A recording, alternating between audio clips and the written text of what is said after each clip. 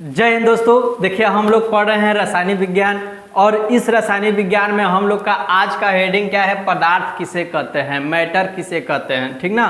तो देखिए पदार्थ किसे कहते हैं, तो देखिए ब्रह्मांड में उपस्थित सब कुछ, ब्रह्मांड में उपस्थित सब कुछ जिसके पास भार हो, जिसके पास क्या हो, भार हो और वह स्थान घेरे, वह क्या करे, स्थान घेरे, उसे हम क्या कहते हैं, पदार्थ कहते हैं, ठीक ना। जिसके पास भार होगा और स्थान घेरेगा उसे हम क्या कहते हैं, पदार्थ कहते हैं।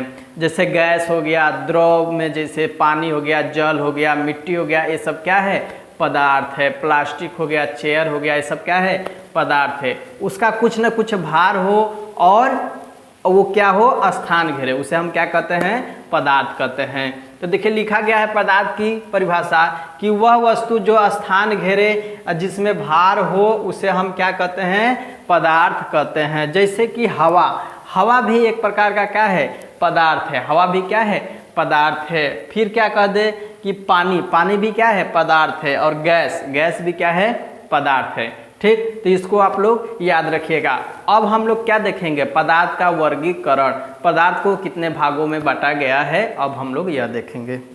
देखो बच्चों, पदार्थों का वर्गीकरण, पदार्थों का वर्गीकरण, पदार्थों का वर्गीकरण, पदार्थ को दो भागों में बांटा गया है। पदार्थ को कितने भागों में बांटा गया है, दो भागों में, एक भौतिक के आधार पर, दूसरा रासायनिक के आधार पर। एक भौतिक के आधार पर, दूसरा रासायनिक के आधार पर। पदार्थ को दो भागों में बांटा गया है, पहला भौतिक, दूसरा रासायनिक, पहला भौतिक, दूसरा रासायनिक, पहला भौतिक, दूसरा रासायनिक। पदार्थ को दो भागों में बांटा गया है, एक भौतिक के आधार पर, दूसरा रासायनिक के आधार पर। चलिए हम लोग देखते हैं भौतिक के आधार पर। भौतिक के आधार पर पदार्थ को तीन भागों में बांटा गया है। भौतिक के आधार पर पदार्थ को तीन भागों में बांटा गया है, ठोस, द्रव, गैस, ठोस, द्रव, गैस। लेकिन इसकी दो अवस्था और होती है, लेकिन इसकी दो अवस्था और होती है जो इसमें लिखा नहीं गया है, वो हम अगले दिन पढ़ा देंगे। उसमें क्या होता है, एक होता है क्या, एक होता है प्लाज्मा अवस्था, एक क्या होता है, प्लाज्मा, और दूसरा होता है क्या, बोस-आइंस्टीन कंडेंसेंट, बोस-आइंस्टीन कंडेंसेंट। ये क्या होता है, ये पदार्थ की दो अवस्था और होती है, इसको आप लोग याद रखिएगा। पदार्थ कितने भागों में बांटा गया है, दो, भौतिक और रासायनिक। भौतिक के आधार पर तीन प्रकार के, ठोस, द्रव, गैस। आइए हम लोग देखते हैं रासायनिक के आधार पर। रासायनिक के आधार पर दो भागों में बांटा गया है, एक शुद्ध, दूसरा अशुद्ध, एक शुद्ध, दूसरा अशुद्ध। शुद्ध को दो भागों में बांट दिया गया है, क्या, तत्व, यौगिक, तत्व, यौगिक। शुद्ध पदार्थ को दो भागों में बांट गया, तत्व और यौगिक। तत्व क्या होता है, जैसे कि तत्व, तत्व को सूक्ष्मतम कण पूछा जाए कि तत्व का सूक्ष्मतम कण क्या होगा, तब परमाणु होगा, क्या होगा, परमाणु। अगर यौगिक का सूक्ष्मतम कण पूछा जाए तो अणु होगा, यौगिक का सूक्ष्मतम कण अणु होगा, क्या होगा, अणु। और तत्व का सूक्ष्मतम कण परमाणु।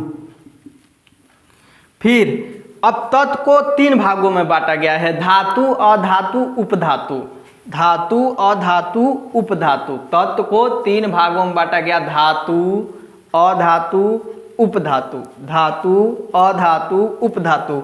यौगिक को दो भागों में बांटा गया, कार्बनिक, अकार्बनिक, कार्बनिक, अकार्बनिक, कार्बनिक, अकार्बनिक। अशुद्ध पदार्थ को दो भागों में बांटा गया है, समांग और विषमांग। समांग मिश्रण क्या होता है, वह मिश्रण जिसके अणु पूरी तरह से घुले होते हैं उसे बोलते हैं समांग मिश्रण। विषमांग मिश्रण क्या होता है कि वह मिश्रण जिसके अणु पूरी तरह से नहीं घुले होते हैं उसे विषमांग मिश्रण कहते हैं। विषमांग मिश्रण का एग्जाम्पल जैसे होता है जल और कंकड़, जल या बालू का मिश्रण एक विषमांग मिश्रण है। समांग मिश्रण क्या होगा, जैसे कि नींबू और जल और चीनी का मिश्रण क्या हो जाएगा, समांग मिश्रण, क्योंकि उनके अणु क्या होते हैं, पूरी तरह से घुले होते हैं, ठीक। तो ये था क्या, पदार्थ का वर्गीकरण। फिर से इसको रिपीट कर लीजिए। पदार्थ को दो भागों में बांटा गया, भौतिक के आधार पर, रासायनिक के आधार पर। भौतिक के आधार पर तीन भागों में, ठोस, द्रव, गैस। रासायनिक के आधार पर दो भागों में, शुद्ध, अशुद्ध। अशुद्ध में दो, समांग और विषमांग। शुद्ध में दो, तत्व और यौगिक। तत्व के सूक्ष्मतम कण को परमाणु कहते हैं, यौगिक के सूक्ष्मतम कण को अणु कहते हैं। तत्व तीन भागों में बांटा गया, धातु, अधातु, उपधातु। यौगिक की तीन भागों में बांटा गया, दो भागों में बांटा गया, कार्बनिक, अकार्बनिक। तो रसायन विज्ञान में हमें क्या करना है, यही सब पढ़ना है, ठीक। तो चलिए हम लोग स्टार्ट करते हैं किसके बारे में, ठोस, द्रव क्या होता है ये हम लोग अब सीखेंगे। भौतिक के आधार पर पदार्थों को मुख्यतः तीन भागों में बांटा गया है। पहला क्या है, ठोस, द्रव, गैस। अब देखिए ये ठोस का अणु है, ये द्रव के अणु हैं, ये गैस के अणु हैं। तो ठोस में क्या होता है कि ठोस के अणु जो होते हैं एकदम सटे सटे होते हैं। क्या होते हैं? सटे सटे। और द्रव के जो अणु होते हैं ये थोड़ा से हट कर रहते हैं, थोड़ा से हट कर। लेकिन जो गैस के अणु होते हैं वो क्या होते हैं? दूर दूर होते हैं। क्या होते हैं? दूर दूर। अगर हम कहें कि ठोस की परिभाषा क्या होगा, तो देखिए ठोस का आयतन और आकार दोनों निश्चित होता है। ठोस जिस आकार में होता है उसी आकार में रहेगा, और वो जितना वजन का रहेगा उतना रहेगा, वो कभी घटेगा नहीं, कभी बढ़ेगा नहीं। इसलिए कहा गया है कि ठोस का आयतन और आकार, आयतन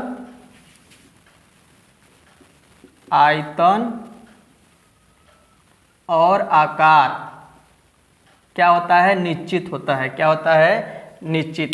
अगर हम कहें द्रव के जो होता है आयतन निश्चित होता है लेकिन आकार अनिश्चित होता है, क्योंकि द्रव किसी पात्र में रखिए वो अपना ही शेप बना लेंगे। अगर आप एक गिलास में द्रव रखिए तो गिलास के आकार का रहेगा, अगर बाल्टी में रखिए तो बाल्टी के आकार का, अगर भगोने में रखिए तो भगोने का आकार का, अगर थाली में रखिए तो थाली के आकार का। तो इसलिए इसका आकार क्या होता है? अनिश्चित होता है। आकार इसका क्या होता है? अनिश्चित होता है। और आयतन निश्चित होता है, क्योंकि अगर उसी पानी को आप कितना गिलास में रखिए, कितना बाल्टी में रखिए, कितना आप लोटे में रखिए, ठीक, वो उसी आकार का रहता है। ठीक ना? वो कभी मतलब कि वो चेंज नहीं होगा। जितना आप लिए रहेंगे, 1 लीटर आप लिए रहेंगे तो 1 लीटर रहेगा। कितना बाल्टी में रखिए, कि तो गिलास में रखिए, कि तो थाली में रखिए, उसका आकार चेंज हो जाएगा। लेकिन वो अगर 1 लीटर है तो वो 1 ही लीटर रहेगा। तो इसका आयतन क्या रहता है? निश्चित रहता है। लेकिन गैस का आकार और आयतन दोनों क्या होता है? अनिश्चित होता है। दोनों क्या होता है? अनिश्चित। गैस आप जिस बर्तन में रखेंगे वो उसी का आकार ले लेगा, ठीक। और अगर आप गैस को बाहर छोड़ देंगे तो उड़ जाएगा, ठीक ना। तो इसका आयतन भी क्या होता है? अनिश्चित होता है। क्या होता है? अनिश्चित। तो आज के लिए हम लोग इतना ही रहने देते हैं। आप लोग अगर स्क्रीनशॉट लेना चाहते हैं तो स्क्रीनशॉट आप ले सकते हैं। अब हम लोग क्या करेंगे कि नेक्स्ट डे पढ़ेंगे।